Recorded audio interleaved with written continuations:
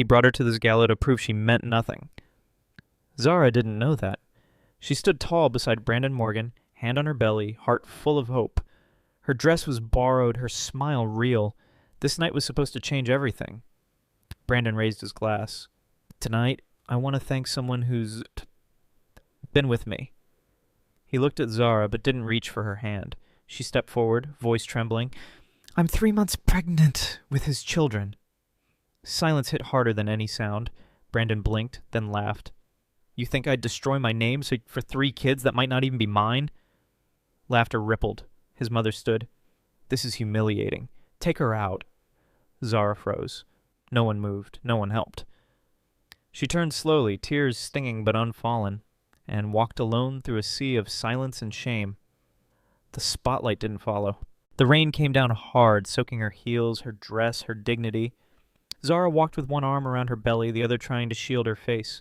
Cars passed. None slowed. She wasn't crying. She'd run out of tears. The wind cut through her like glass. Her legs shook. She gripped a street pole to stay upright. A car sped by. Water splashed her side. She flinched, lips pressed tight. Then it hit. A sharp pain in her back. She gasped. Her knees buckled. One hand grabbed her belly, the other reached for air. She looked down. A warm rush spread between her legs. No one stopped. Not the couple holding umbrellas. Not the driver waiting at the red light. Zara sank to the curb, breathing hard, rain mixing with sweat. Then blood. She whispered, Not here, not like this. But the world kept moving. A blanket wrapped around his shoulders, holes in his shoes, smelled like rain and smoke. He saw her before anyone else did. Hey, the man said, voice rough. You need help? Zara couldn't answer. She was curled over, gasping, soaked to the bone. He didn't ask again. He reached into his pocket, pulled out a flip phone held together by tape. Hang on, I'll call a cab, he muttered. Don't move, all right? She looked up, barely nodding. Pain twisted through her. He waved at a passing car. Nothing. Then another. Still nothing. Finally, a dented yellow cab pulled up. He opened the back door and turned to her. Name's Calvin. You're gonna be okay, all right? She grabbed his arm, fingers trembling. Thank you, she whispered. I won't forget. He nodded once, stepped back, and the cab drove off, leaving him in the rain. The cab stopped at the emergency entrance. Zara stumbled out, one hand on her belly, the other gripping the door frame. Inside, fluorescent lights buzzed. A woman at the front desk glanced up. Zara could barely speak. I'm in labor, please. The woman didn't flinch. Do you have insurance? Zara shook her head. Not yet. The woman interrupted. We can't admit you without coverage unless it's life-threatening. Zara doubled over, gasping. The front desk called for security, then... A nurse paused in the hallway. Mid-40s, calm eyes, black scrubs. She stared at Zara. Something flickered in her face. Memory, maybe. Recognition. She stepped forward. I'll take her. The receptionist protested. She's not cleared. The nurse didn't blink. She's bleeding. She's coming with me. As she rolled Zara down the hallway, their eyes met. What's your name? Zara asked. Nurse Denise, she said softly. I've been where you are. The room was small, dim, smelled of antiseptic and old metal. Zara lay on the table, drenched in sweat, her hands gripping the sides. Nurse Denise shouted orders. Another contraction hit. Zara screamed. Her voice cracked, raw, from hours of holding it in. Pain surged again, deeper this time. Her legs shook. Monitors beeped. One slowed. Her heart beat. Her vision blurred. The ceiling turned gray. Her arms went limp. Nurse Denise leaned in. Zara, stay with me. Stay awake. Zara opened her mouth, but no sound came. Her lips trembled. Then, barely louder than a breath, she whispered, Mom. Just that. One word. Like a thread trying not to snap. And for a moment, in the silence between beeps, she looked like a child again. Fighting. Fading. Hoping someone might still come. A door swung open. Footsteps rushed in. Zara didn't look. She was too far gone. Half conscious, barely breathing. Then a warm hand grabbed hers, firm, familiar. Zara, the voice said, low, shaken. Baby, I'm here. Zara's eyes fluttered. She turned her head. Carolyn. Her mother looked older than she remembered. Wet hair, no makeup, tears in her eyes. But she was here. I saw the news, Carolyn whispered. I shouldn't have stayed away. Zara tried to speak, but nothing came. Carolyn squeezed her hand tighter. You were right about him. About everything. She leaned closer, forehead touching Zara's. I was wrong. But I will not let you become a mother alone. Zara blinked. A single tear rolled down. The machines beeped again, steadier. Nurse Denise gave a quiet nod, and for the first time in hours, Zara let herself exhale. The room was quiet now, tense, focused. Zara gritted her teeth as the final push came. One scream, then breath, then another. One by one, the cries filled the room. 3. Nurse Denise smiled gently. 3 strong boys! Carolyn sobbed behind her mask. Zara was shaking, lips pale, but her eyes stayed fixed on the ceiling, steady. The clerk approached with a clipboard. Last name for the birth certificate? Zara turned her head slowly. The question hung in the air like smoke. She didn't hesitate. Williams. The clerk glanced up. And the father? Zara's voice sharpened. There's no Morgan in this room, or on that paper. Silence. No apology, no explanation, just truth. Carolyn placed her hand on Zara's shoulder. Zara closed her eyes, exhaustion crashing in, but her jaw stayed firm. 3 boys, 1 name, hers. The room was no bigger than a closet. A single lamp lit the space with a dull yellow glow. Zara knelt on the floor, changing 1 diaper while 2 others fussed beside her. Her hands moved fast, tired but practiced. Carolyn stood by the stove, warming 3 bottles in a dented pot. Her back was stiff, eyes red from more than just steam. She turned around, voice soft. We'll raise them, no matter what it takes. Zara didn't look up. She folded the tiny onesie and reached for the next. I don't want pity, she said quietly. I want a shot. Carolyn nodded, saying nothing. She placed the bottles on the table, sat beside her daughter, and picked up a crying baby. They sat like that, side by side, holding the future. No gold, no plans, just breath, milk, and willpower. Morning started before the sun. Zara stood behind the front desk of a small clinic, answering phones, filing forms, forcing polite smiles. By evening she was in a warehouse, labeling boxes, sealing tape, pushing carts down long aisles under flickering lights. Then came midnight. In the cramped apartment, Zara balanced her laptop on the bathroom sink. She sat on the edge of the tub, eyes half open, typing case studies between formula schedules. 3 sleeping babies lay in cloth grocery bags lined with towels. Their chests rose and fell in rhythm. Carolyn snored softly on the couch. A bottle rolled to the floor. Zara didn't complain. She took a breath, rewound the online lecture, and kept typing. No music, no coffee, just quiet persistence. The hustle wasn't inspiring, it was survival. Zara stirred the pot with her elbow. 1 hand held Elijah on her hip. The other pointed to a cardboard alphabet chart taped to the fridge. E is for elephant, she said. Now you, Ethan. L'enfant, he mumbled. Ezra clapped like he understood. Steam rose from the oatmeal. A baby bottle rattled in a cup of hot water. Carolyn leaned in the doorway, arms crossed, watching it all unfold. You sure God didn't give you extra hands? She asked, half laughing. Zara smirked.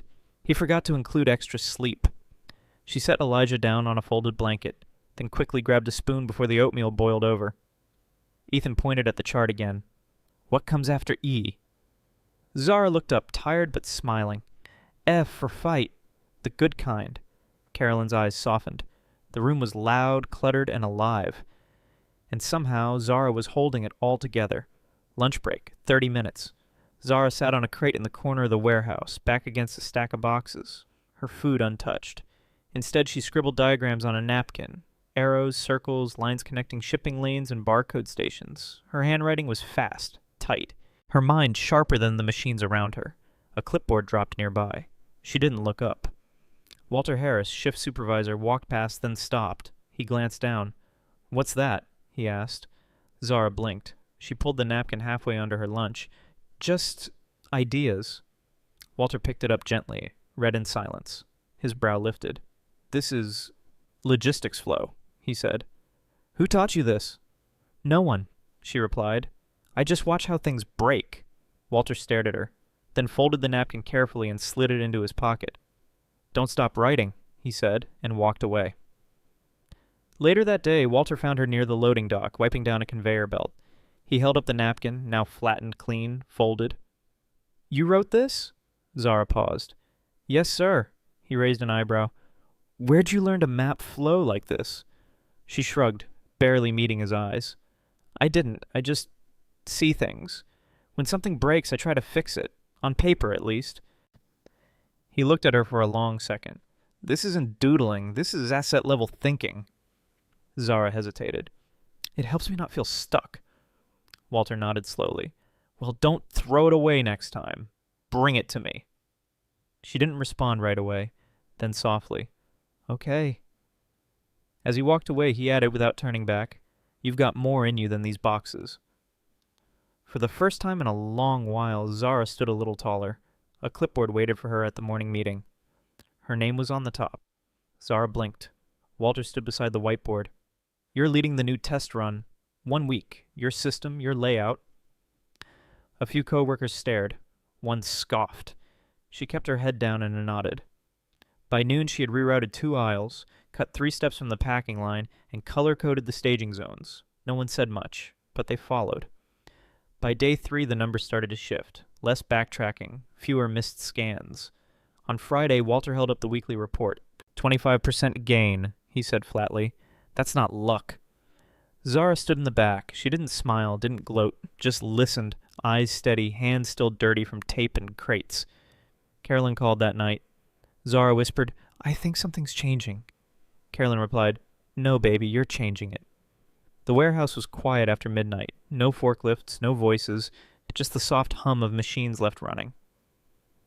In a corner near the break room, 3 cardboard boxes sat side by side. Inside each, a child slept, wrapped in old blankets, socks for mittens, hats pulled low. Zara moved quietly between aisles, a scanner in one hand, a checklist in the other. Her back ached, her knees popped with every step. She glanced over every few minutes. If one stirred, she stopped, adjusted a blanket, kissed a forehead. By 2 a.m., her eyes burned. Her hands shook, but she kept moving. At one point, she sat on a crate, rubbed her palms together, and looked across the room. 3 tiny chests rising and falling, still breathing, still safe. She exhaled, whispered to herself, One more shift, then breakfast. And she stood up. Walter handed her a business card over lunch. Small startup fund, community backed. I made a call. Zara looked at the name, simple logo, plain text. She blinked. You think they'd take me seriously? Walter shrugged.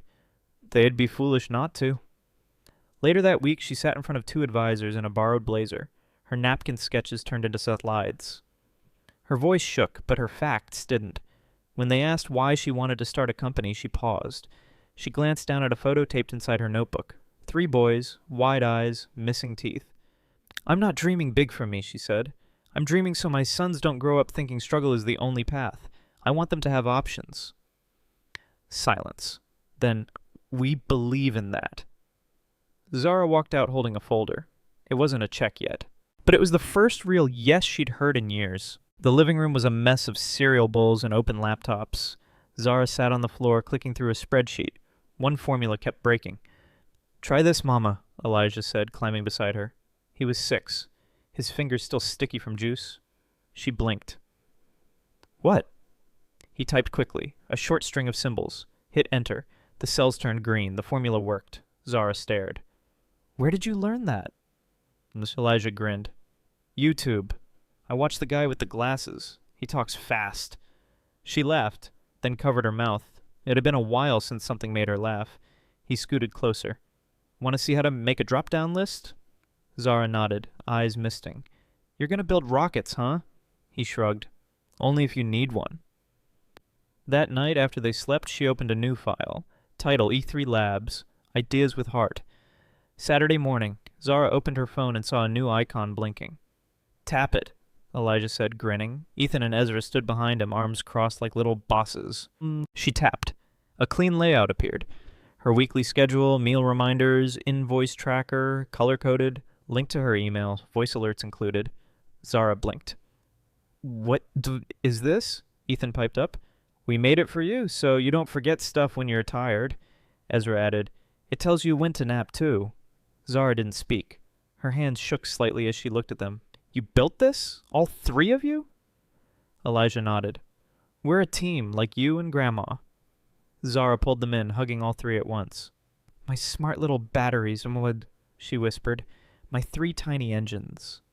No trophies, no spotlight, just a mother and the brilliance she helped grow. The gym was filled with folding tables, poster boards, and nervous chatter. Zara stood in the back, hands clasped, eyes on her boys. Elijah, Ethan, and Ezra stood proudly beside their project, an app that listened to children's voices, tracked tone and pattern, and flagged early signs of stress or anxiety. They called it Feel Track. Judges leaned in, asked questions. The boys answered in turns, confident, clear. Later, the mic crackled. A name was called, then 3. Elijah, Ethan, and Ezra Williams, first place, state division.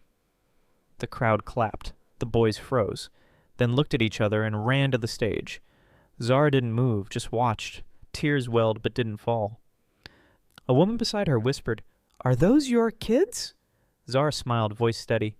"Yes, and they built that tweets and then between spelling tests and snack time."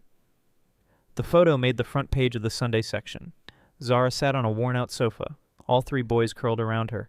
One leaned on her shoulder, one played with her braid. The youngest had his foot in her lap. The headline read, "Single Mom Raises 3 Tech Prodigies in One-Bedroom Apartment." The article told their story. Warehouse shifts, homemade apps, the science fair win. It mentioned nothing about Brandon Morgan. Nothing about the night she was left behind. Just Zara and her boys and what they built together. Zara read it once, then again. She folded the paper, slid it into a folder labeled E3 Labs. Everything begins here. Carolyn poured coffee in the kitchen. "You're in the paper," she said. "Without a mug shot." Zara smirked. "Only took a decade." The paperwork was simple. A few signatures. A bank transfer from the grant fund. But when Zara clicked submit, her hands trembled. E3 Labs was official. She named it after her boys. Elijah, Ethan, Ezra. But the mission was bigger. Build AI tools that served real people. Kids, seniors, low-income families. Their first product? FieldTrack 2.0. Upgraded with features for teachers and parents to identify emotional distress early. No flashy slogans, no big promise. Just one line on the website. Technology with empathy. The office was a rented corner above a laundromat.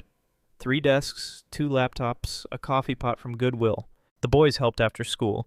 Carolyn answered emails between laundry loads. Zara worked until midnight again.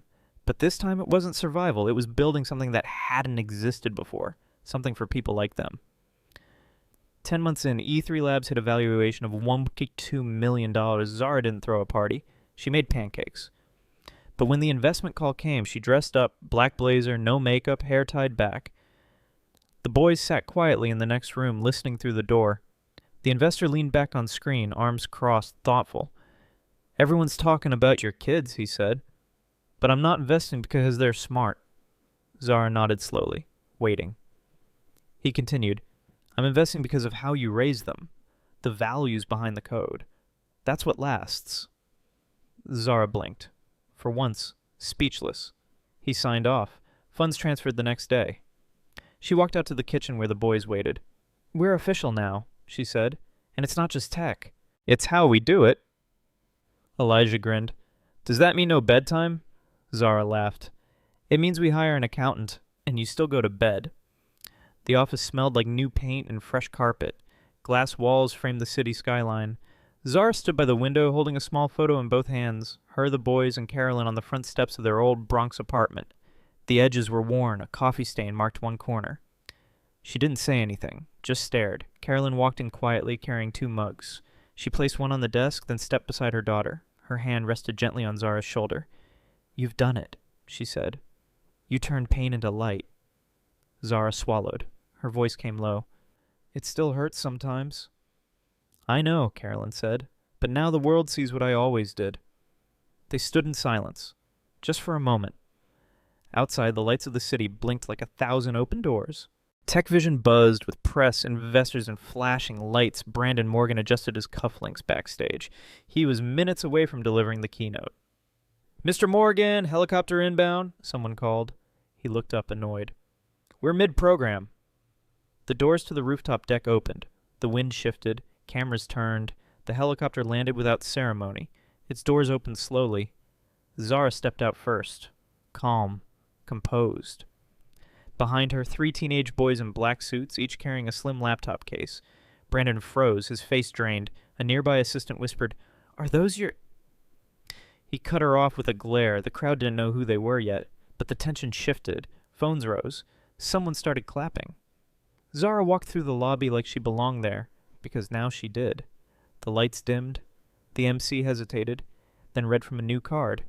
Next up, a special presentation from E3 Labs. Murmurs swept the room. Brandon shifted in his seat, jaw tight. Elijah stepped onto the stage first, tall, calm, his voice steady. Ethan and Ezra flanked him, identical in posture and quiet confidence. 3 boys, same eyes, same face shape, same jawline as Brandon Morgan. Whispers grew louder.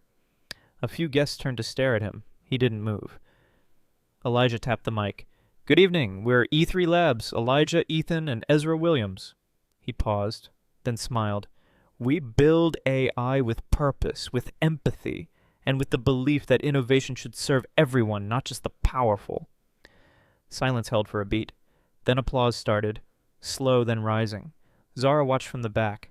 No expression, just listening. Her sons didn't just belong here. They owned the moment. Brandon sat frozen, palms pressed to his knees. The applause faded, but the whispers didn't. Eyes kept drifting toward him. He stood slowly, walked toward the stage one careful step at a time. His suit felt tight, his throat dry. He reached the mic meant for closing remarks, cleared his throat twice. Well done, young men, he said, voice cracking. Impressive work, truly. He glanced at Elijah, then quickly looked away. Congratulations to all of you. From behind, his assistant leaned in and whispered, They look just like you did I saw back then. Brandon didn't answer, just stared at the floor, jaw clenched. On stage, the boys stood tall. They didn't acknowledge him. They didn't need to. Brandon stepped back from the mic. For the first time all evening, he had nothing else to say. After the event, Brandon found her near the elevators. He cleared his throat. Zara? She turned slowly, eyes steady. That was impressive, he said. They're brilliant, all 3. She said nothing. I've been thinking, he continued, maybe there's room for collaboration. Morgan Industries has reach, resources. We could... Zara cut him off. Not loud, not harsh, just clear. I didn't build this to share. Brandon hesitated. What do you mean? She stepped closer, voice calm. I built it to fix what people like you broke. He blinked, caught off guard. I'm not angry anymore, she added, but I haven't forgotten. Brandon opened his mouth, then closed it again. Zara nodded once. Take care, Brandon. Then she walked away. No drama, no spotlight, just peace, the kind that comes after choosing yourself. A week later, the headlines changed again. E3 Labs acquires Morgan Industries in full equity buyout. At the press conference, Elijah stood behind the podium. Ethan and Ezra flanked him, calm and focused. Our mother taught us not to chase revenge, Elijah said. She taught us to repair. He looked around the room. Morgan Industries shaped part of our story. Now it will help shape others. He paused, then announced, We're transforming the company into the Triforce Foundation for Inclusive Innovation, a home for young creators with big ideas and no access. A murmur swept through the room. Cameras flashed. No corporate jargon, no inflated promises, just quiet, structural change. Brandon watched from the back row. Hands folded, face unreadable, the same building he once ruled now had a new purpose. And new owners. They didn't need his name. They brought their own. The conference room was packed. Former Morgan employees, reporters, partners. Whispers filled the air. Rumors of layoffs, closures, cuts. Zara stepped to the front. She didn't raise her voice. She didn't need to. I know what fear feels like, she began. I've lived paycheck to paycheck. I've wondered what I'd feed my children the next day. She paused, looked across the room. We didn't come to destroy this place, she said. We came to heal it. Murmurs stilled. No one here is losing their job, she continued. What you helped build will now help others rise. A long silence. Then one person clapped, then 2, then the whole room.